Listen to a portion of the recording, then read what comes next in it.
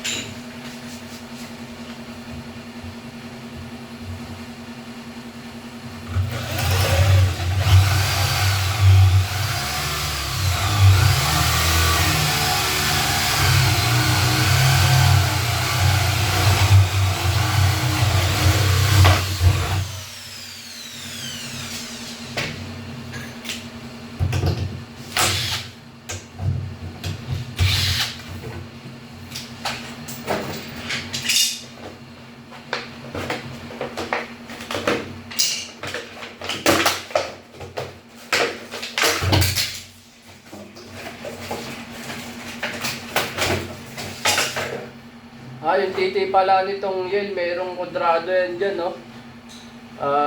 Ito po kasi bilog. Ngayon, ito mas medyo mataas ang dito.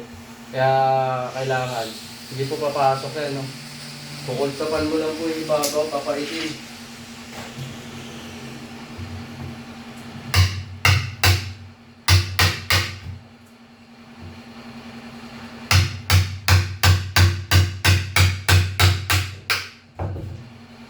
Sakto po to, 1/4 na pait, no? Para kumasya yung ano niya, yung pinaka kudrado nito, no?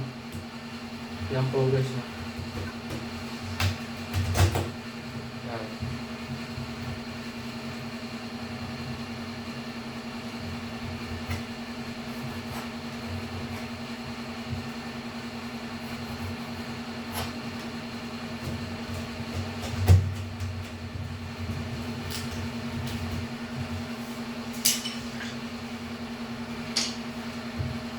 Sa pag nagpapait po nito guys, kailangan na sa loob ka ng guhit para paglagay mo ng titik niya, dapat yung plate, no?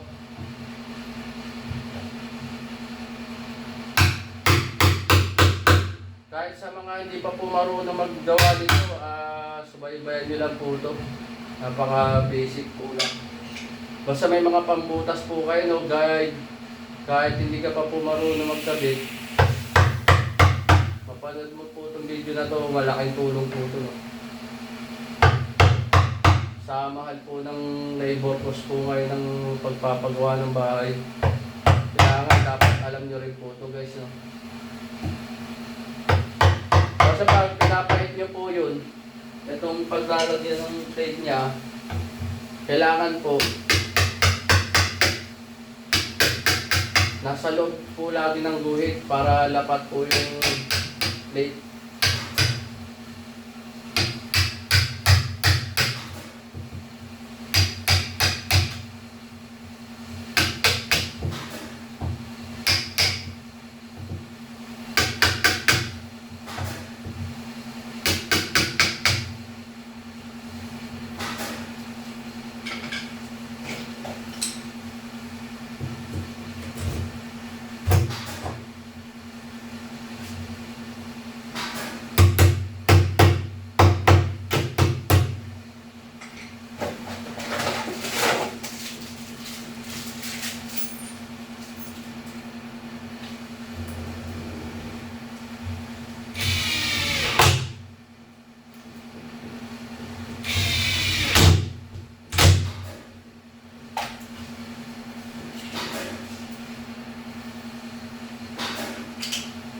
Kinakabit pong doorknob dito sa CR, wala pong susi yan, no?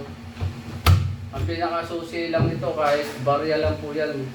Pwede pong masungkit yan. No?